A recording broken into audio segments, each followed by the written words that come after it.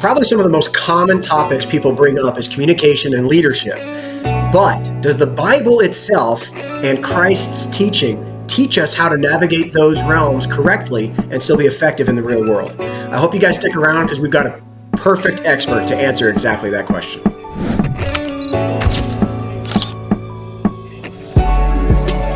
Hi again, welcome back to the Christian Influencer Podcast. We've got a really cool show today with you. I've got DJ Rose with us, and he's going to be sharing a little bit more about how he basically incorporates Christ right into an interesting field, okay? So, DJ, why don't we just, actually, quick, Brian, why don't you say hi? Is there anything you got going on? Hi, everybody. I'm the founder and owner of Christian Influencer Convention, and now back to our regularly scheduled program. Trying to say smoothly, and it doesn't come out so well. Okay, so DJ, you got our attention now, and you've got you got some ears. So let's just start with, what do you do? How did you get there? What is it that you're accomplishing? Yes, I would say I'm into transformational leadership development, and it's just really something that I've discovered over time, and with working in corporate industry. So in corporate America, we all know that it's not a perfect world. Sure. Any world is not perfect, but when you're in corporate America, there's so many nuances and structures to how people want hierarchies and answers to this boss and that boss. So I had the opportunity to work in management and also alongside the unions. We call it the Labor Management Partnership. And I had an opportunity to help discover a big gap between management and employees and the conflict that happens there. So I was always resolving the conflict and closing the communication gap and helping people understand each other better in order to just do their jobs. Sure. So after I developed that skill, I was like, there's a huge need for this. And I went into consulting, which I do now. They call me Coach DJ, which I consult now. And I work with a lot of leaders, a lot of executives, just to help them understand how to communicate more effectively to move the needle for what they need to be moved. So I actually focus on human capitalization and how to increase and measure. And I do that, of course, measurably by using like analytical tools, behavioral tools, and just really understanding people by just having basic conversations like we're having now. Yeah, it's awesome. So, and interesting that you brought that I guess the gap of the communication. I'm an operations guy myself, and then on top of that, I study economics, and you talk about the human capital. So you're speaking all the language that I know. Oh, yeah. But what I also can tell you is I'm also a military veteran, and boy, I can tell you I understand when there's so many moving pieces, and there's a lot of stress on the line, and there's a lot of everybody's got to do their different parts, and you don't even know if the other side's actually doing what they're supposed to, and you have to kind of hope that it gets caught at the there's so many elements. Oh, yeah. And if there's any part in there that gets miscommunicated, the whole thing goes to crap really quick.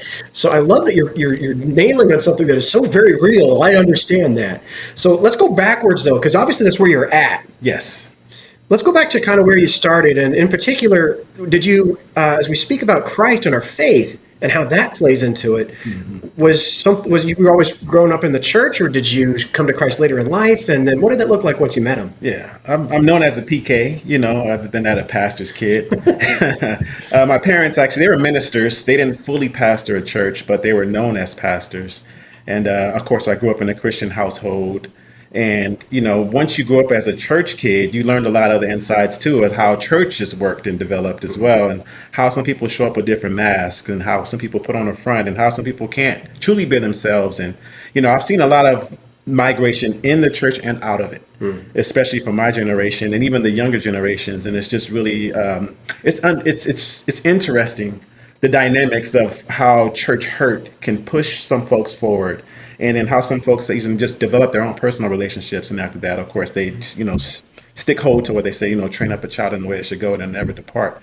I'm one of those kids, had a prodigal way for a little while, going through my early 20s and going through, my 30s and even through my divorce. It's just kind of saying, I divorced God for a little while because I put so much faith in him fixing my relationship that I lost some of the practicality that came along with it in order to really move forward in my relationship. So that's what kind of driven me to want to do like coaching, not only just for corporate America, but also for couples. Oh, beautiful. Okay. So in particular then, so you grew up knowing about Christ, and as you said, you had kind of a prodigal. What was it that brought you back? When did you start saying like, this is the thing that I need to be tethered to? It was just, I would say it's the Holy Spirit that really kind of tugged on my heart. I never veered too far away from the church, even though I didn't have a burning desire. I wasn't truly surrendering. It was just kind of like a ritual. I just go up to church, show up, kind of clock in, clock out, just to kind of make sure I have a tally just in case. See, God, I attended this many Sundays. Yeah. Exactly. Yeah. Just to kind of keep my credit kind of good with God. But overall, I went through that ritual for a while until I just realized, like, something's missing here. Like, I want more. And that's when I just really discovered, like, after all these years, I'm still not progressing and growing in my faith. And I want that. I started to desire it more. And that's when I just kind of fell back in love with God and was just like, I need you to take control. Beautiful. Okay, so interesting concept then, because for me, I always look for contradictions, and it seems like we might have stumbled on where someone could point one out. You're pointing how you're trying to build leadership and create ways to help others lead the way, but then you're also pointing out that you just said that the only way that I've learned to do this is to turn off my leadership and let Christ lead. So I kind of want you to step into that role a little bit. Where does that gap? How do you navigate through that correctly? No, that's a really good question. I'm a true testament of, like, leaders need leaders. Consultants need consultants, coaches need coaches, teachers need teachers. And it's just like, who am I following in order to lead effectively? Who's the standard of excellence? And that's what we have to model ourselves after in order to really create greatness. So I've always looked to Christ, of course, and my faith, and just say, okay, how could I lead with examples based upon the instructions I was given? And how can I help lead others? So if I want to tell you how to communicate effectively, what model or what book am I following? What methodologies? Sure. So these are just standards I started looking at, and I'm just like, beyond the Bible being just a faith book, it's a great business book. I love how Myron Golden kind of breaks things down in such a way where it's just like, I know how to apply now my faith to business. And this is how I grow, and this is how I explain things, even though I don't necessarily tell people about Christ specifically. They're getting an underlining of what my faith is all about, and they're applying that now in their businesses and their structures. I love it. So it's more about, like, living out the fruits that he gives you. Absolutely. In real time. Even if you're not claiming him as the source, you're just at least producing it. Definitely that. Okay, that's really cool. Good idea. Okay, well then, as you. I'm more worried now that as people are watching this, they're going to be like, okay, so this guy's got it together. He was raised in the church. He was shown how leadership goes. He worked in corporate America and was able to just bridge gaps. So it sounds like it's like you're like, okay, these problems are constantly getting solved. But I think where we can stumble is that you're looking at it from the hindsight. What was it like going through as each of these? Because now you're looking back with the right answers. But when you didn't have them, how did you drive the ship? Ooh, that's a lot of trial and error. Okay. It came with a broken heart, a broken spirit, a broken household. Like, if my parents are still together, it's just my household broke apart. So I was just like, as a husband, I felt like a failure. As a child of God, I felt like a failure. It's like, okay, my faith is not as strong as it used to be. I used to be a worship leader at one point in time. And that was just like, okay, I stepped away to church. I stepped away from, my marriage because of various reasons. It being, of course, not holy and not, just kind of following my own rules and structure. And I realized, like, as a man, I want to be in control. And as much as I want to be in control, I realized, like, there's some things I can't control. And when that happens, who do I look to? Sure. What else do I do? And it's like, I can't force everything to change. So therefore I have to look at who's the maker and the author of my fate, which it literally broke me down to my knees before I got to that revelation. And even now, I can't even say, like, you always go through, like I say, you can go through peaks and valleys. Right now, I just feel like, hey, I'm in a lower point where I just feel like I'm being refined and purged again. I've been stripped of my identity as far as all the houses and the cars and, all the extra money I made. And that's like, okay, now it feels like I'm rebuilding from scratch, but I have a stronger foundation. Okay. So I'm able to build wider. I'm able to build higher because I went deeper, and when you excavate deeper, it's like, okay, now I'm able to build the skyrise that God has intended me to be. Sure. In order for me to have great effect and for more people to just to be able to dwell in and to be able to grow and to nourish and be nourished from what I'm able to provide from leadership, coaching, and development. Beautiful. Okay, so where do you see you were working in corporate? I'm curious now, when did it kind of switch where you're like, okay, I'm doing this for a job and an occupation, to saying, I see there's a need that is greater than just where I'm at, that I'm capable of filling the role to solve.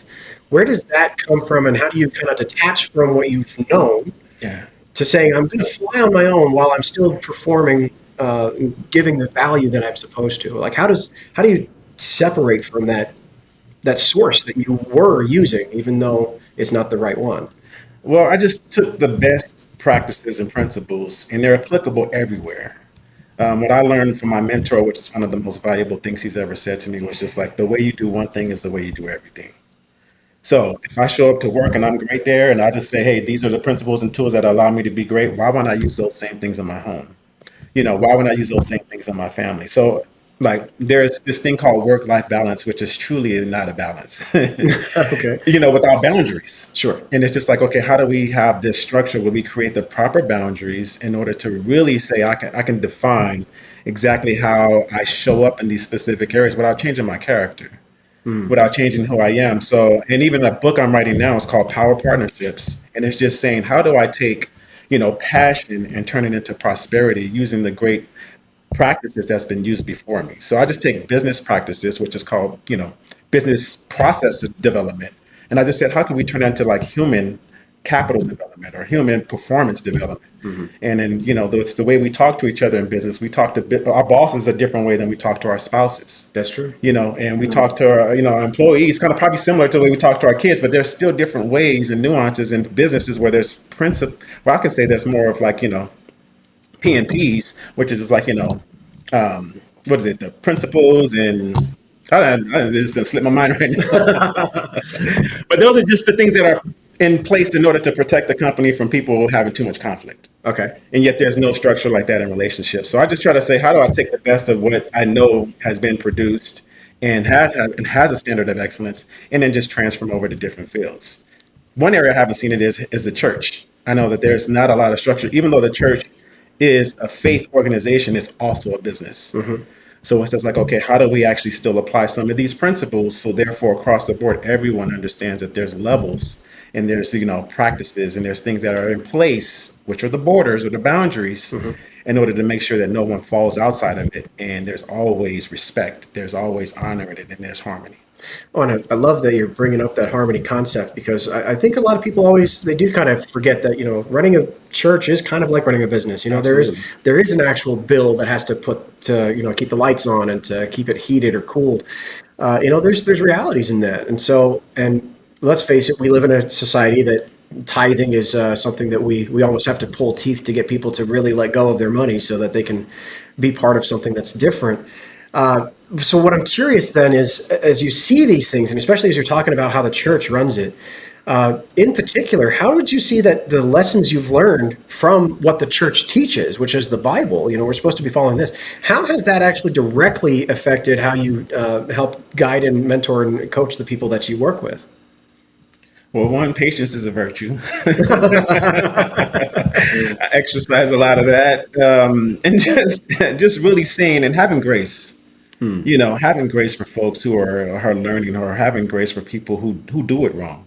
I deal with a lot of people who have, powerful control complexes for themselves. And it's just like, okay, how do I break through so they can see me as a partner versus an adversary? Sure. How do I get them to listen? How do I get to overcome their objections? And after that, find some common ground. So these are just things I've learned in conflict development, just to say, how can we walk away with a mutual agreement, even though we technically probably disagree on an ideology or, something that we want to, as far as an outcome. It's just like, what works for us?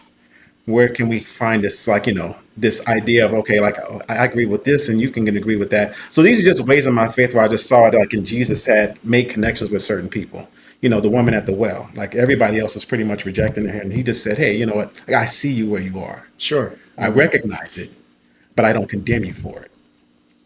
And that's how you help people move forward. I love that. Honoring them just for that they have value, regardless of what they've been doing or where they're at in life. Correct. Yeah, that's beautiful. Oh, and also just allowing them to show up authentically like they are. I don't walk in like I'm holier than thou, because I know I'm not. But, once they get a chance to feel my spirit, it allows theirs to shift. So I just know how to help them make the adjustment versus me trying to force it upon them and saying, I need your light to change because I'm this bright, element. No, I'm going to illuminate regardless. And after that, you're going to feel it. And the warmth of it is going to change your mood in the way that you feel. Sure. Because I'm more of the thermostat than the thermometer. Oh, I like that. Yeah, that's good. And, of course, the whole thing that you're bringing up was that, you start from the relationship you have with God. That's where it comes from initially. So then just being able to share it. Very cool. So as we dive deeper into, you said you got a book coming up. Yes. Okay. This is an interesting path that I always kind of, I write books too. But one of the things I ask is, when you decided to sit down and say, all of what I'm trying to do, I'm trying to put into a written word so that other people can benefit from it, there's usually a motive in there somewhere. What was the motive that said, I'm going to put this down so that it is always here and available for other people? That's really good. Well, I started a book for corporate leaders, and I was just like, okay, I just want to help them understand to take more of like a holistic approach and just more like a civil leader, just to be, have more empathy. And to really connect with people. And then I realized like there's tons of books out there like that. And it's something that, of course, I possibly would read, but it doesn't really move me. But I was like, okay, where's the true need? And that's in relationships. Sure. The divorce rate is still high. There's nothing that's helping that go down. And it's just like when I thought about a relationship, it's like, who did I want to model my relationship after? Right. I look at my parents, I'm like, okay, you guys love each other, but you guys are kind of going along to get along. And it's just like, I see that happening in so many different relationships, but it's just like, who's really thriving? Where it's just like, you guys are the ultimate standard. I have to model. This is great. This is greatness, from every aspect, physically, mentally, spiritually, financially. And there are structures that I recognize in business that I model after, but there aren't in relationships. So I was like, oh Lord. And I had this epiphany one night. I couldn't go to sleep. And I just started writing about, how we can really transform marriages, and which is ultimately like a business structure as well.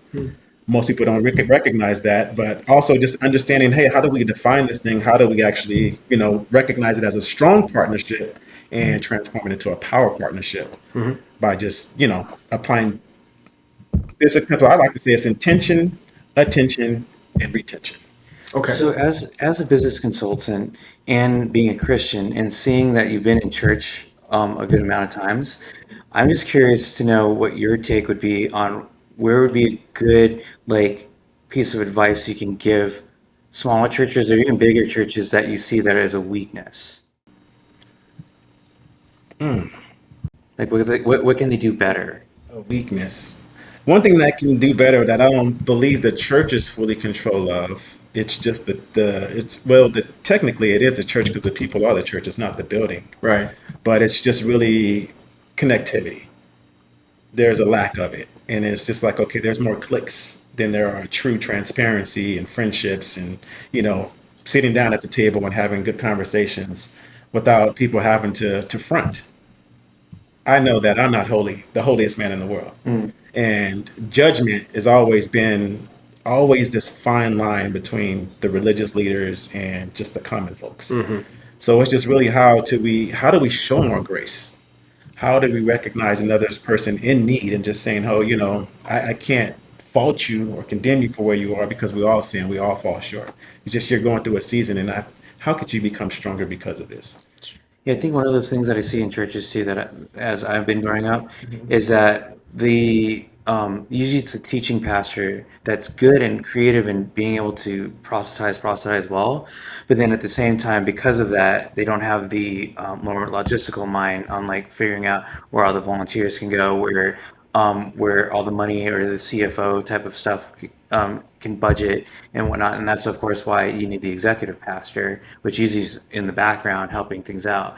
So one of those things I see as a weakness is that executive pastor doing good as a business, but I have to tread that line carefully as well because of all the religiosity too that can come with it. Like, oh, isn't the gospel supposed to be free, or isn't it supposed to be this or that? Where it's like, no, it's like we have to pay for these buildings, like turning on the lights and all that. Yeah, we want a comfortable place to worship and praise, and yet it's just like, who's giving? So God doesn't ultimately just start building it for us. Yeah. So there has to be a structure for it. Another thing that you just mentioned too, I believe that there is an issue also with practicality. That's where I had an issue with, even with my marriage. It was just kind of like pray and everything is going to fix it, and we're always like, oh, I'll pray for you. I'll pray for this. And it's just like, okay, well then what next? What's the next step? The Bible tells us why, it doesn't always give us the how. So my thing is like, how do I take the next step? How am I supposed to love better? How do I communicate better? And that's what really got me into more of coaching, because I'm more practical, I'm more logical. And it's just like, how do I infuse that with my faith? And it's helping people understand, okay, it's still a spiritual thing, but also you have to take a step. Faith without works is dead. Amen. Amen. Okay, so if we've only got a few minutes. So I'm going to ask a really good question then, because we've certainly been talking about how the communication is the issue, and that there's different ways that you try to approach it. And I love how you've been trying diagnosing how many different ways it could show up. Oh, yeah. But what are some just practical, easy steps that someone could take to be like, how can I improve my communication with my spouse, with my boss, with a coworker today? What's some things I could just do that are simple that I can start trying to implement right now? Ooh, number one, listen.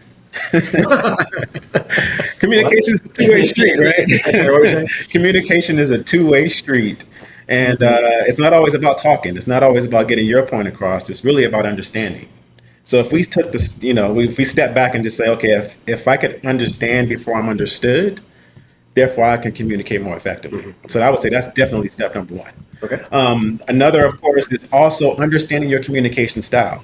There's so many people that have different communication styles. So once again, if I want to be understood, do I need to be more verbose? Do I need to have some verbal economy? Do I need to step back? Do I need to have you take time to process what I'm saying? Sometimes they want quick responses, like, tell me what you think, versus like, here's some thought. And when you actually got some time to noodle it, give me your feedback. So these are just some things I teach when I talk to couples in relationships. It's just really truly identifying your natural style, the opposite person's style, and then knowing how to just merge those two together, because you have to make pivots and adjustments in order to really make those strong connections. Gotcha. Okay, so I just want to say thanks again for coming. I know the clock's starting to run down on us, and it's unfortunate. But DJ, this has been some cool stuff, man. And I love that you guys actually wanted some good things that are going to be practical tools. A couple of good ones right there. If they wanted to learn more about you or some of the other work you do, where can they find some more information?